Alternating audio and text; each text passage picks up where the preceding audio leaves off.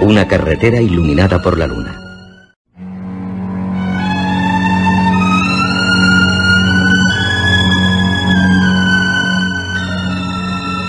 Testimonio de Joel Hedman, Jr. Soy un hombre muy desafortunado. ¿Por qué? Porque soy rico, muy rico, y además bastante bien educado. Y gozo de una salud extraordinaria. Pero no solo soy rico, bien educado y de buena salud. También tengo otras ventajas.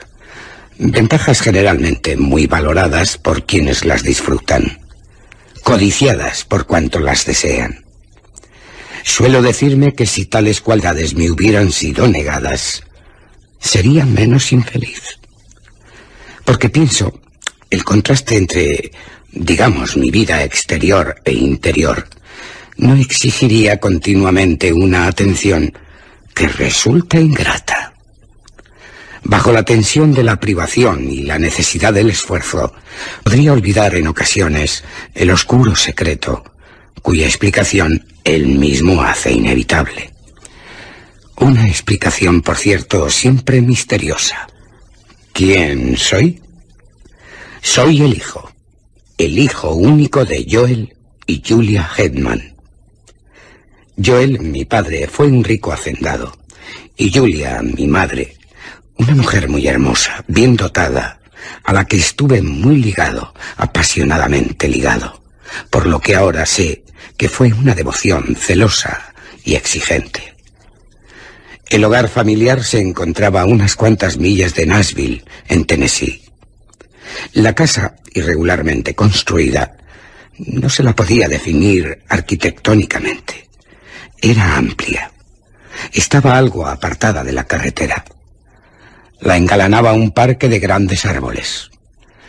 En la época a la que me refiero tenía 19 años y me encontraba en New Haven, Connecticut, estudiando en la Universidad de Yale, que cuenta con una gran biblioteca con millones de volúmenes. Un día recibí un telegrama de mi padre pidiéndome que regresara urgentemente a casa sin darme ninguna explicación, que al menos me aclara algo de tan extraña solicitud.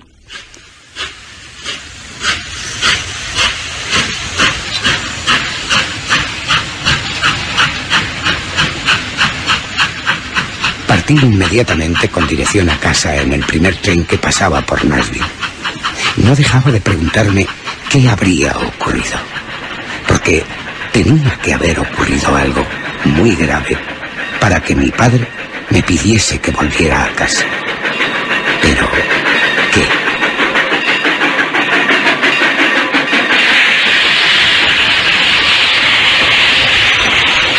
Ya en la estación de Nashville, un pariente lejano que me esperaba, en cuanto descendí del tren, me dijo: Lo siento, Joel, pero... Pero, ¿qué ha pasado? Tu madre... Mi madre... Tu madre ha sido asesinada. ¿Asesinada, dices? ¿Pero quién? No sabemos quién cometió tan horrible crimen. La asesinó cruel, bárbaramente. ¿Por qué? ¿Por qué? Tampoco se conoce el móvil, Joel. Lo siento, sí, lo siento mucho.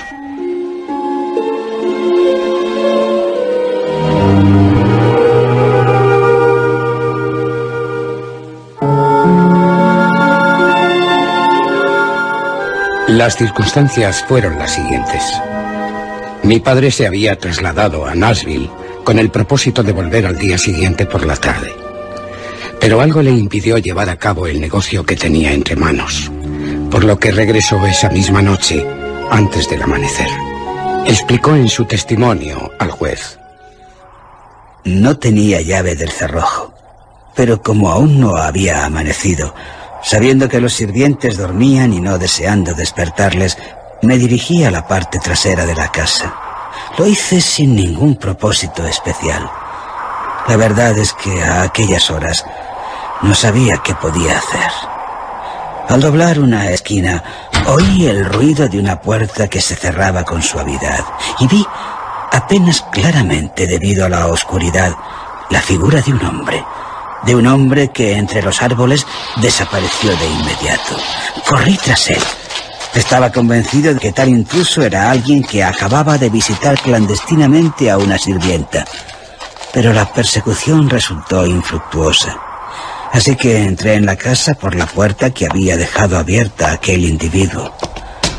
Subí la escalera hacia el dormitorio de mi esposa. La puerta estaba abierta y al penetrar, dada la oscuridad, tropecé con un objeto pesado que había en el suelo, cayendo de bruces. Obviaré los detalles, pero quien estaba en el suelo era mi esposa, estrangulada por unas manos humanas.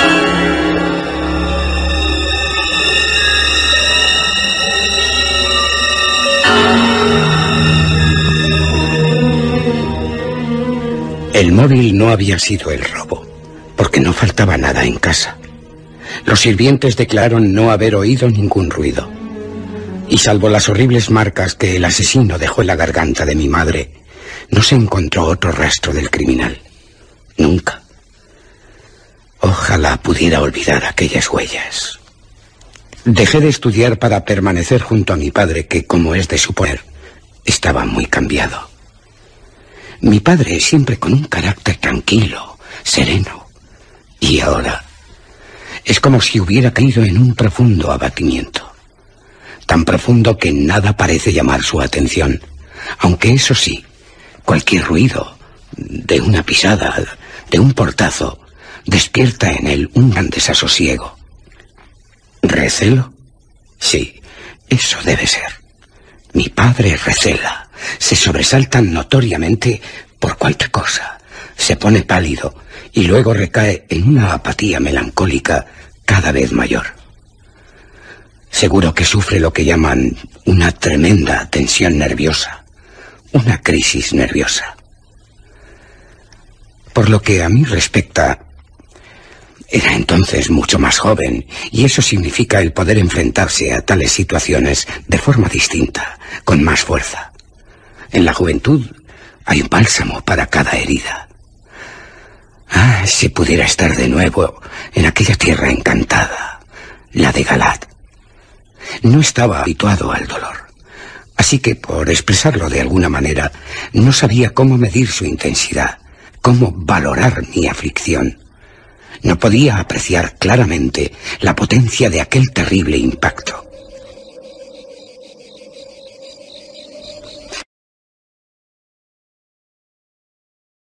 Después del trágico suceso, mi padre y yo volvíamos andando de la ciudad. La luna llena llevaba unas 3 horas sobre el horizonte, en el este. En los campos había esa quietud que tiene mucho de solemne, propia de las noches estivales. Creo que el canto de las chicharras, monótono por ser tan incesante, y nuestras pisadas, eran los únicos ruidos que rompían el silencio. Las negras sombras de los árboles a la orilla de la carretera la atravesaban, quedando en ella como un brillo blanco y fantasmal en las estrechas zonas del centro. Cuando nos encontrábamos cerca de la verja de la casa, cuya fachada aparecía en penumbra y en la que no había ninguna luz, mi padre se detuvo de repente. Me agarró del brazo y en un tono apenas perceptible me dijo: Dios mío, Joel, ¿qué es eso? Padre, yo no oigo nada que... Mira. Señaló hacia la carretera delante de nosotros. Mira, Joel. Allí no hay nada, padre. Nada. Entremos en casa. Estás enfermo y... olvídalo. No. Me había soltado el brazo y se había quedado rígido, inmóvil en el centro de la carretera, tan iluminado por la luna, como si hubiera perdido el juicio. A la luz de la luna, su rostro estaba muy pálido, sus ojos penosamente fijos en algo. Le di un suave tirón de la manga, pero se había olvidado de mi existencia.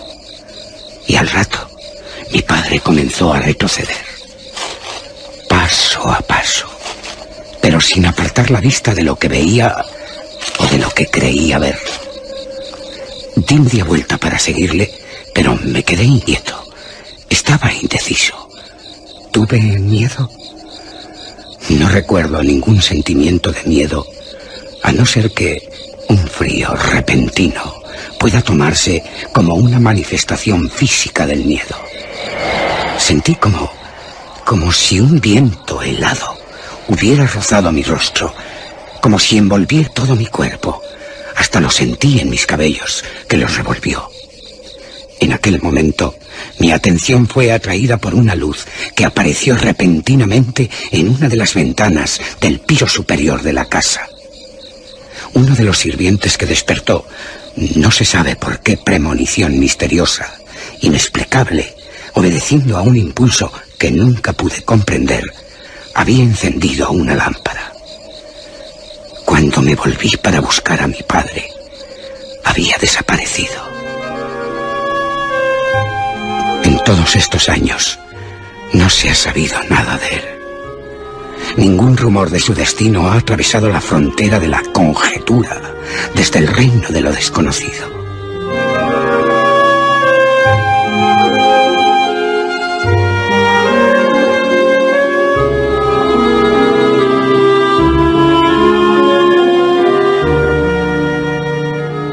Testimonio de Caspar Grattan.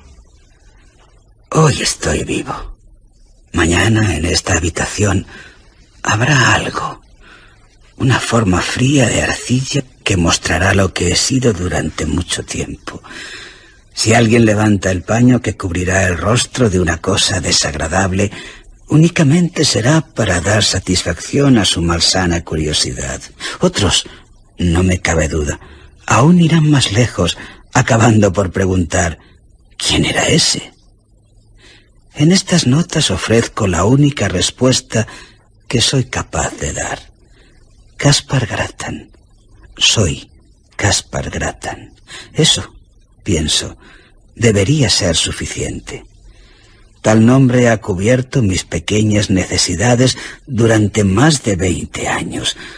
20 años de una vida de duración desconocida. Algo paradójico. No lo es. Es cierto que yo mismo me puse tal nombre, Caspar Grattan, pero a falta de otro, creo que tenía derecho a ello. En este mundo hay que tener un nombre. Evita la confusión, aunque no aporte una identidad. A algunos, en cambio, se les conoce por números. Y los números son igualmente formas de distinción poco adecuadas. Un día, y es solo un ejemplo, paseaba por la calle de una ciudad, lejos de donde ahora me encuentro, cuando me hallé a dos individuos vestidos de uniforme. Uno de ellos, casi deteniéndose al pasar a mi lado, mirándome a la cara con notoria curiosidad, le dijo a su compañero: «Ese hombre parece el 767». El 767. En tal número me pareció descubrir algo familiar y horrible, algo espantoso. Llevado por un impulso incontrolable, tomé una bocacalle y no paré de correr hasta caer agotado en un camino a las afueras de la ciudad. Nunca he olvidado aquel número. 767. Siempre me viene a la memoria acompañado por maldiciones, carcajadas, tristes carcajadas y golpes violentos de puertas de hierro.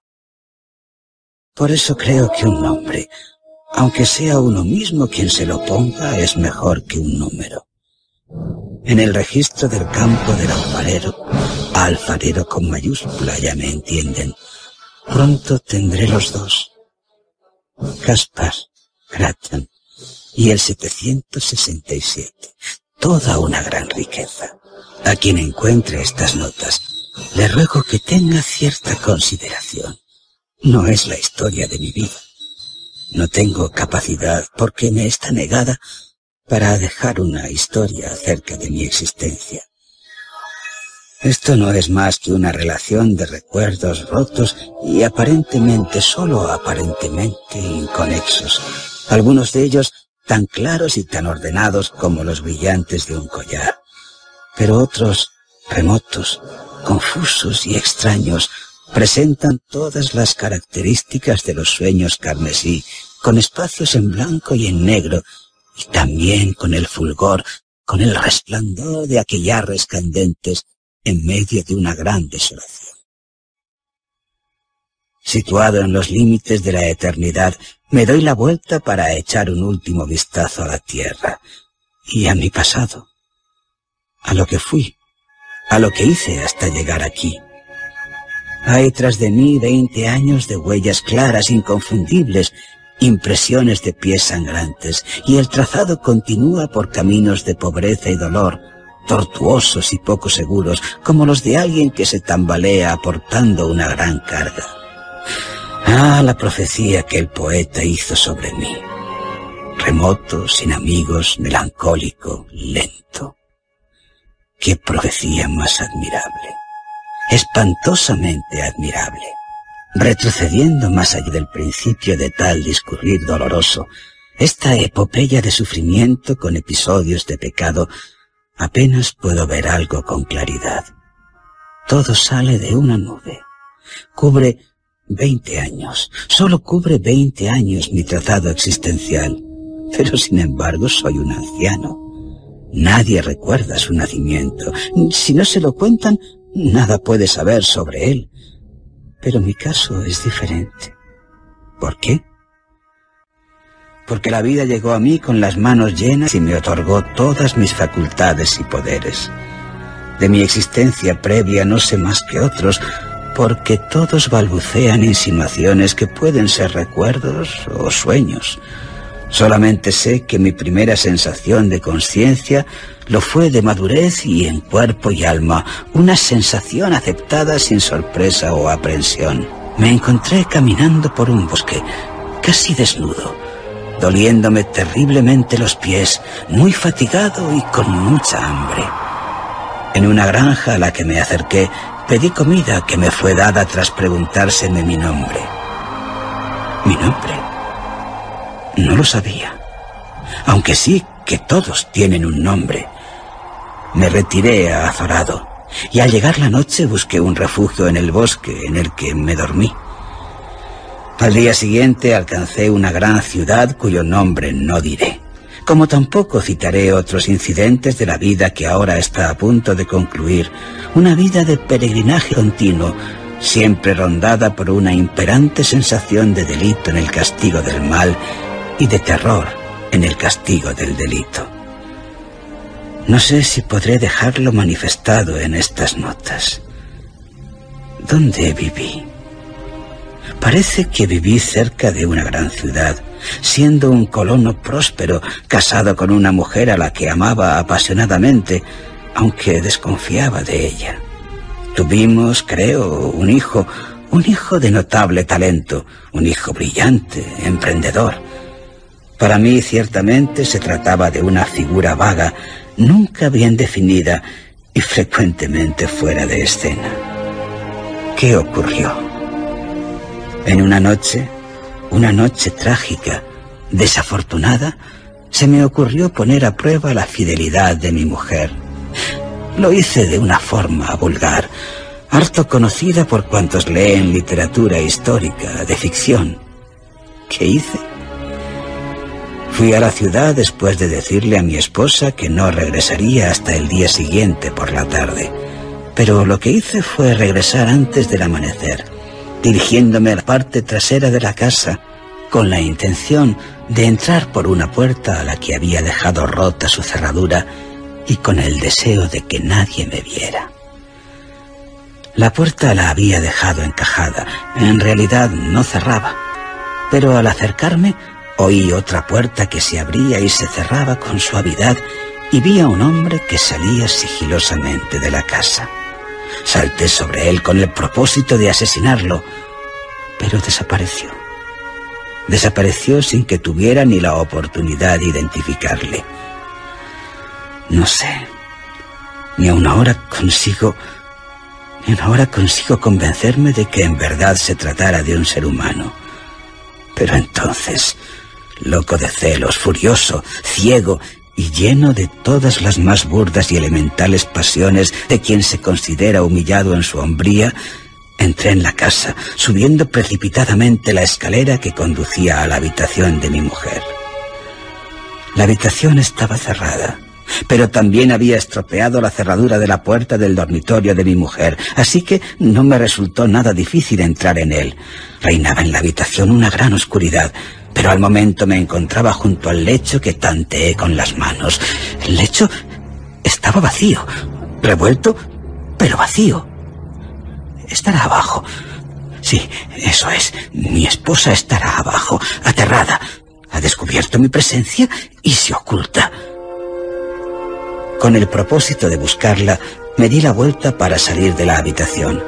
Pero tomé una dirección equivocada, o mejor dicho, la dirección correcta. Porque golpeándome contra su cuerpo, encogido en un rincón, di con ella. Al momento le lancé las manos al cuello y, ahogando su grito, sujeté su cuerpo convulso entre las rodillas, inmovilizándola. Y en la mayor de las oscuridades, sin piedad, sin reprochármelo, la estrangulé hasta la muerte. Aquí acaba el sueño. Lo he relatado en tiempo pasado, pero sería más apropiado relatarlo en el presente. ¿Por qué? ¿Acaso ocurre en el presente y no ocurrió en el pasado? No, no es eso. Es que tal tragedia, una y otra vez, se representa en mi conciencia. Una y otra vez, sí, una y otra vez, trazo mi diabólico plan, descubro lo que sospechaba y desagravio la ofensa. ¿Y después? Después todo queda en blanco. Y pasado un tiempo, la lluvia golpea contra los sucios cristales o la nieve cae sobre mi cuerpo apenas cubierto por algo de ropa. Oigo el chirriar de las ruedas por mugrientas, apestosas calles en las que mi vida se desarrolla en medio de la pobreza, teniendo que realizar trabajos mezquinos. ¿Alguna vez brilla el sol? Si brilla, no lo recuerdo. Y si hay pájaros, no cantan.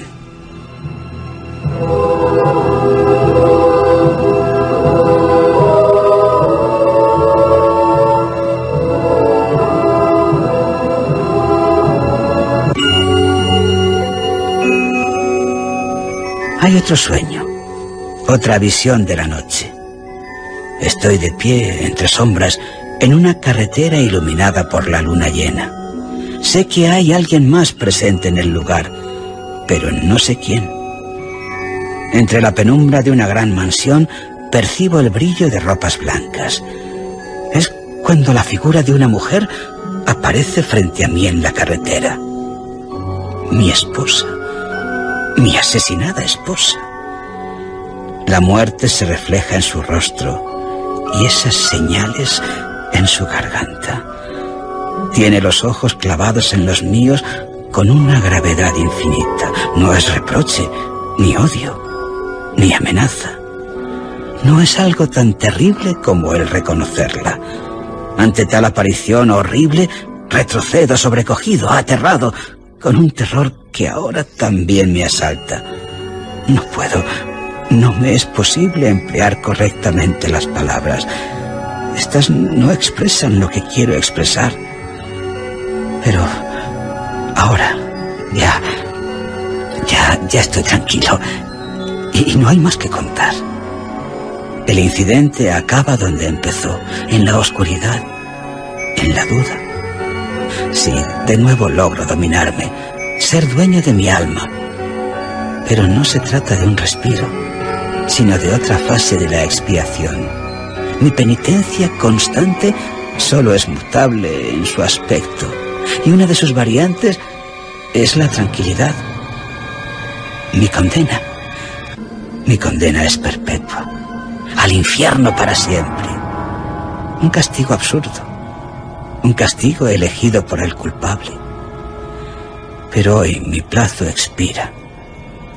A cada uno, a todos, les deseo esa paz que yo no tuve.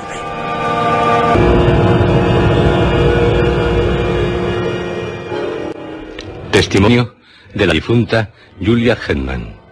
Testimonio recogido a través del medium Meiroles. Me había retirado temprano.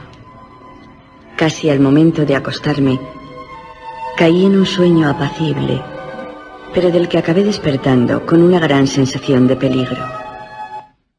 Algo que, según creo, es una experiencia común de otra vida anterior.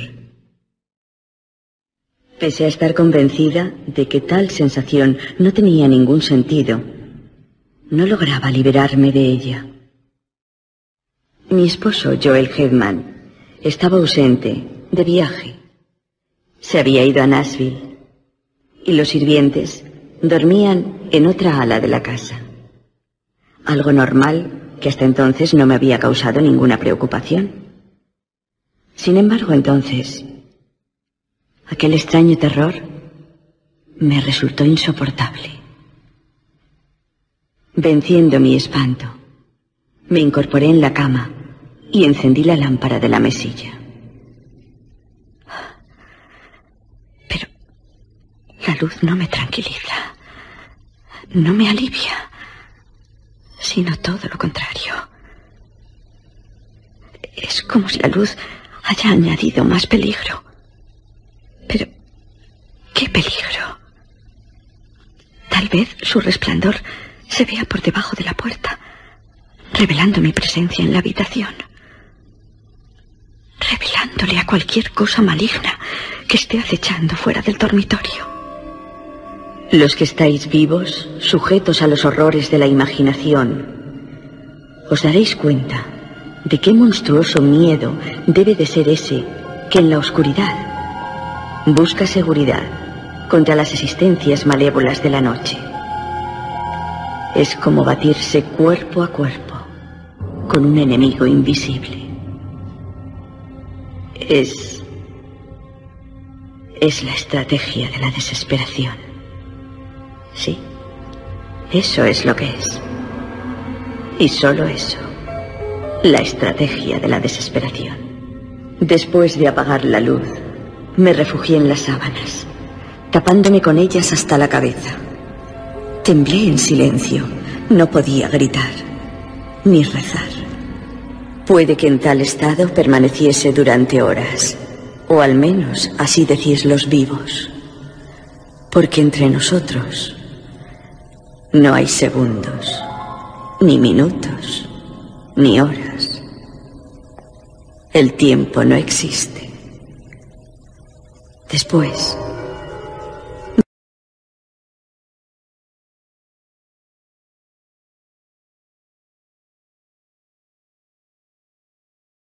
por la escalera, peldaño a peldaño. Eran unas pisadas pausadas, torpes, inseguras, como producidas por alguien que no viera por dónde iba. Para mi mente confusa, era mucho más espantoso, como la proximidad de una malignidad ciega y estúpida, para la que no valen ruegos, que no atiende a ninguna súplica. Estaba segura de que había dejado la lámpara del recibidor encendida, y el hecho de que aquella criatura caminara a tientas demostraba que era un monstruo de la noche. Algo absurdo. Sí, porque no coincidía con mi anterior terror a la luz, pero así era.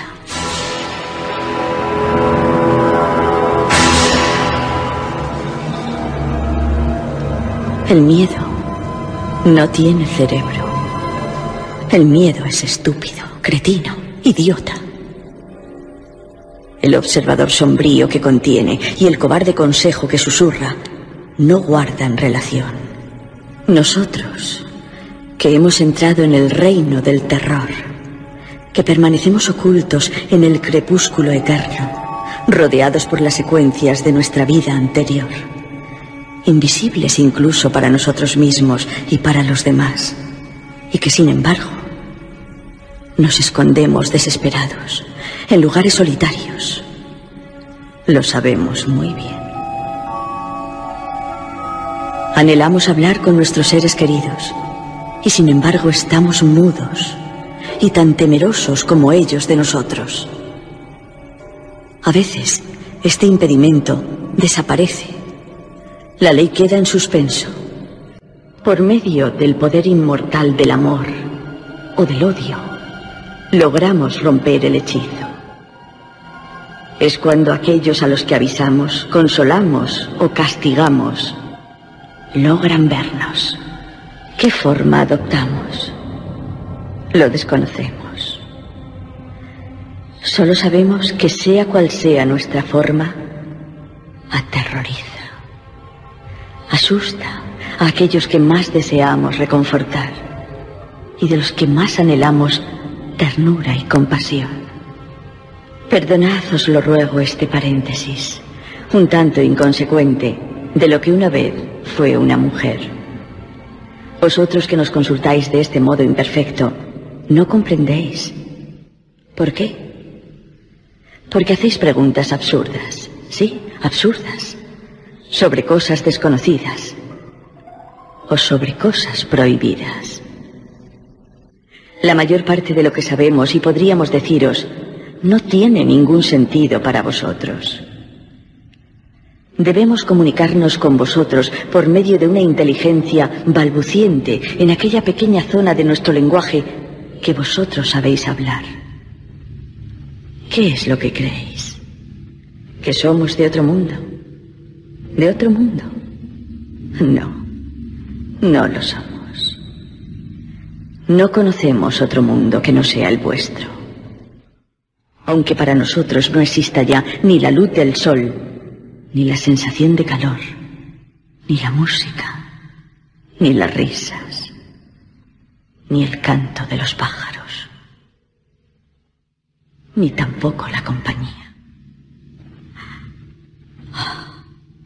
¿Qué cosa? Sí. ¿Qué cosa es ser fantasma? Algo terrible. Fantasma asustado y tembloroso en un mundo totalmente alterado. Fantasma, presa de la aprensión, de la desolación. Pero no morí de miedo. Aquella cosa que se acercaba por la escalera a mi habitación se dio la vuelta y se fue. La oía bajar, creo que de una forma apresurada, como si también a ella algo le hubiera asustado. Me levanté para pedir ayuda. Pero apenas mi temblorosa mano hubo encontrado el tirador de la puerta cuando oí que volvía hacia mí. Sus pisadas por la escalera eran ahora rápidas, pesadas, fuertes. Hacían que toda la casa se estremeciera. Huí aterrada hacia un rincón, acurrucándome en él. Intenté rezar, intenté gritar el nombre de mi esposo. ¡Joel! Pero la puerta se abrió de un golpe. No sé qué pasó, pero acabé sintiendo una gran opresión en mi garganta. Una opresión que me asfixiaba.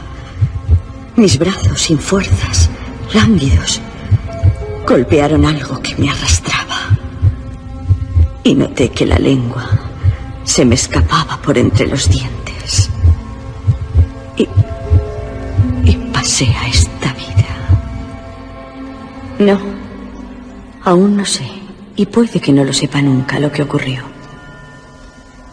La suma de lo que conocemos al morir es la medida de lo que sabemos después de todo lo que hemos vivido. De esta existencia sabemos muchas cosas, pero nunca hay nueva luz sobre ninguna de esas páginas. Todo lo que podemos leer está escrito en el recuerdo. Aquí no hay cimas de verdad que dominen el confuso paisaje de aquel reino dudoso. Todavía vivimos en el Valle de la Sombra, ocultos en sus espacios desolados, observando desde detrás de los arbustos y matorrales a sus habitantes perversos, malvados, locos. ¿Cómo tener conocimiento del desvanecido pasado? Lo que ahora contaré ocurrió en una noche. ¿Cómo sabemos cuándo es de noche? Porque cuando es de noche, os marcháis a casa. Es cuando podemos arriesgarnos, aventurarnos a salir de nuestros escondrijos y dirigirnos sin miedo hacia nuestros antiguos hogares.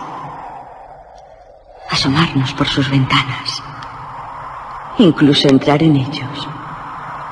Observar vuestros rostros mientras dormís. Había deambulado durante un buen rato cerca de la casa en la que se me había transformado tan cruelmente en lo que ahora soy. Deambulé como hacemos cuando alguien a quien amamos u odiamos está dentro.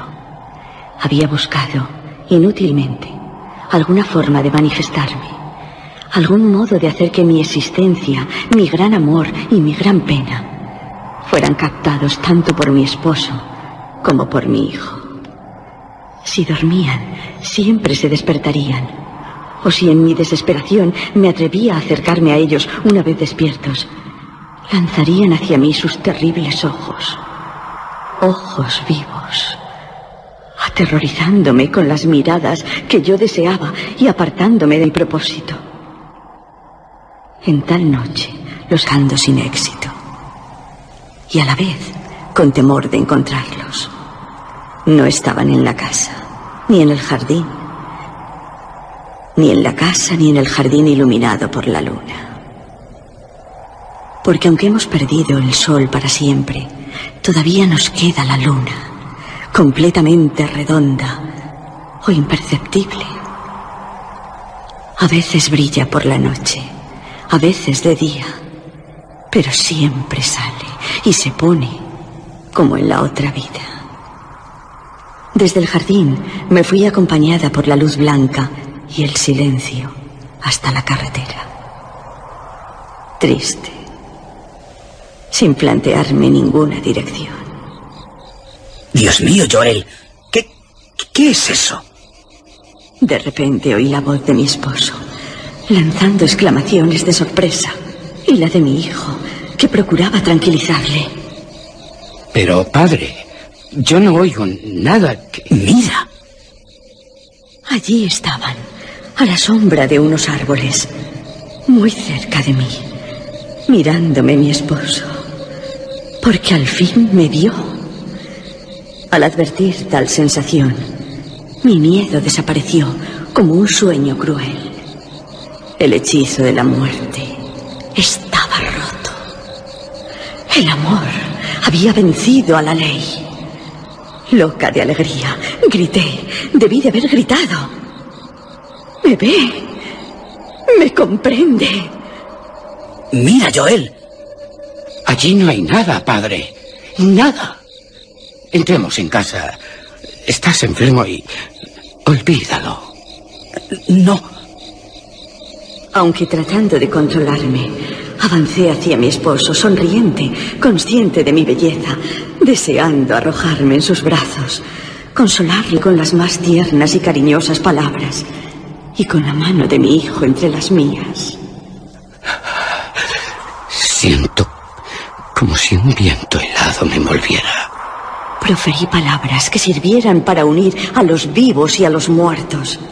Pero... ¡ay! La cara de mi esposo estaba pálida.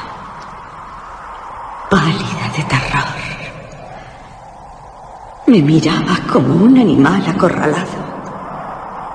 Mientras avanzaba hacia él se alejaba de mí, retrocedía y dándose la vuelta, huyó por el bosque. ¿Hacia dónde? No lo sé. Mi hijo quedó desolado. Nunca he sido capaz de comunicarle ninguna sensación de mi presencia. Pero él, pronto, también pasará a esta vida invisible. Invisible. Y le perderé.